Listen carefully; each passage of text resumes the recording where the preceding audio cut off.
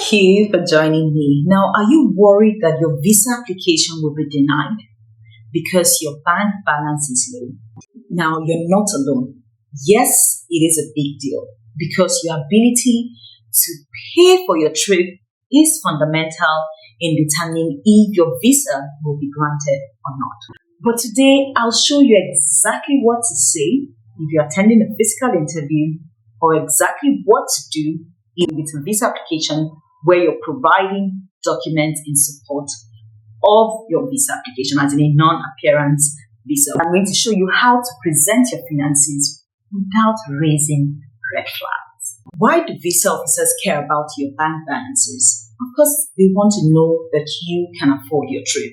They don't want you to come to their country and depend on their own funds to take care of you. Because if you say you're traveling for, let's say, tourism, it means that you have saved money to travel, or you have sufficient money or money given to you that you are going to spend while you're there. So they want to ensure that you, who says you're only coming here for a short time, that you can actually afford to pay for your trip, and that you would have no recourse to public funds, which your visa category, especially for the short-term temporary visa, would not allow you. They also check the consistency, in your application, what you have declared, as your income and what you have in your bank account. So you can go and say you earn 10 million. They will look at your bank account to see if indeed you get 10 million every month. That's why I would advise you, if you're making a visa application and then you say you earn an income, always attach a bank statement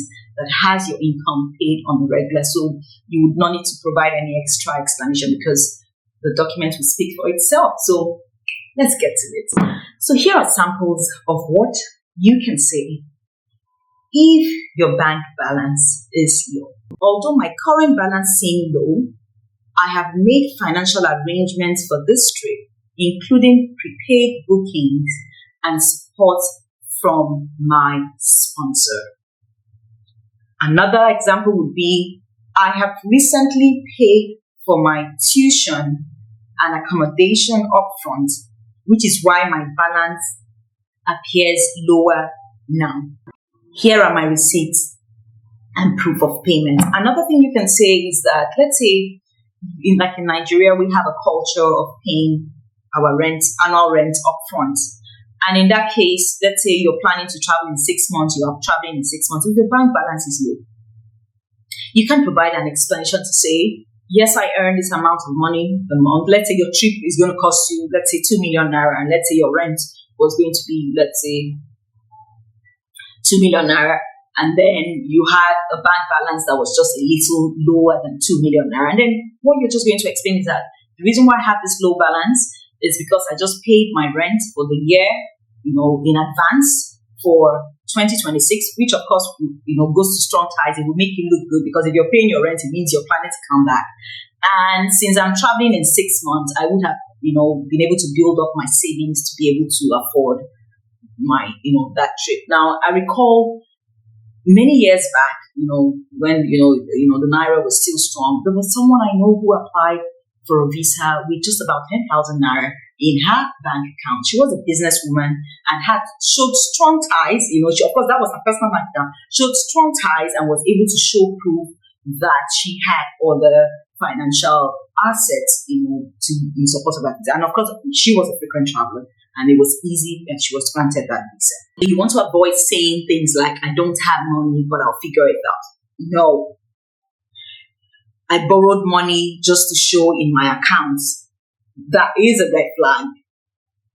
My uncle sent me funds last week.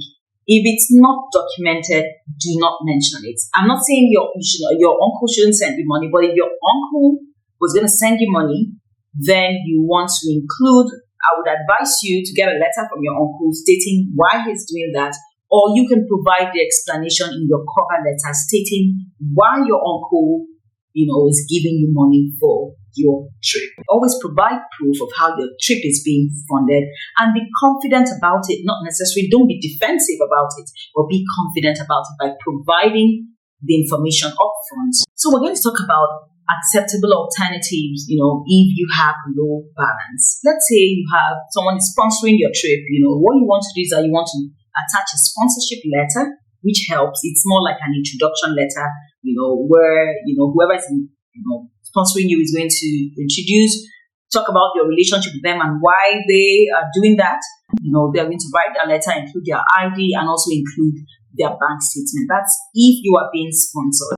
Now, another thing you will find is that most times people might have low balances because they've already prepaid the accommodation and then the flights and all that. So where you have your flights and accommodation that has been prepaid, you want to attach that document. Let's say, for example, your trip was going to cost you 5 million naira. You know that if you have bought a ticket and paid for accommodation upfront, then of course all you need to show is the strong ties you have back home and the pocket money that you have, left that you're using this to travel. For example, let's say the trip was going to cost 5 million naira. And then you've already spent 4 million naira upfront, with accommodation, booking, and flights. What that means is that all you just need to show is that you have the balance 1 million to go on the trip. Now, this is when you have already made prepaid, booking. So in that case, you can, explain this, like, okay, this is the total cost of my trip. However, this is what I had, budget that I had for this trip.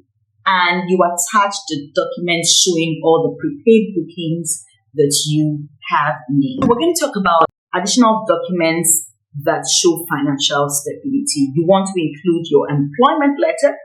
This goes to strong ties. Your proof of assets, that you have in the country. It could be land, it could be property, it could be fixed deposits, it could be any kind of deposit, government bonds. Now, you also want to show, if you have a business, you want to show that your business is registered and, a summary of, your income, and also if you have employees, it makes you look good that there are people who, you're actually responsible for. It just means that your business is a going concern. So those are things that you can show that you have used to show that you have strong ties. So don't let low balances deter you. Yes, it is a big deal. But if you follow the steps, you would be presenting a better application. Now, you should know that the moment your visa application is denied, you're already a red flag, because the next time you are applying for a visa, there's record that you were denied. And if let's say, okay, I applied for a student visa, I was denied. Should I apply for tourist visa? Why do you think it's going to be different? If you were denied, they are also, yes, it probably might be different, but they would consider your past activities, with that embassy, just to rule out any possibility of you trying to trick the system. Maybe you tried student visa, you're not successful, you want to try a tourist visa. So I'm saying that at every point in time, your history, your record with that embassy, it forms part of your record. So someone comes and says, okay, a child comes to you and says, "Mommy, give me money. I want to buy, I want to have candy." And then you say no. And then the child now comes back, "Okay, Mommy, give me money. I want to buy a pencil." You're going to look at this child, okay, you just came 5 minutes ago and said you wanted to buy a candy. Buy candy. Now you're telling me you want to buy a pencil. Are you sure you want to buy a pencil? It is the same thing. So do not assume that if you did it the first time, okay, let me change, strategy and go again the second time. Ensure that your circumstances has changed significantly, and it's genuine. If it's not genuine, your visa application will be denied. So these are things you want to consider. Share this with someone. Don't wait till they're denied before you start sending it to them, because by the time they are denied, you've already reduced your chances. It's not 100% anymore, and you just need to work your way up. So your application at every point in time has to be perfect. So watch this video, share it with someone who you think needs to see this, and hit the like button if you liked it. If you have comments, I always advise people, leave comments here. It's from the comments that I get that I'm able to put out videos to help you and to answer your questions.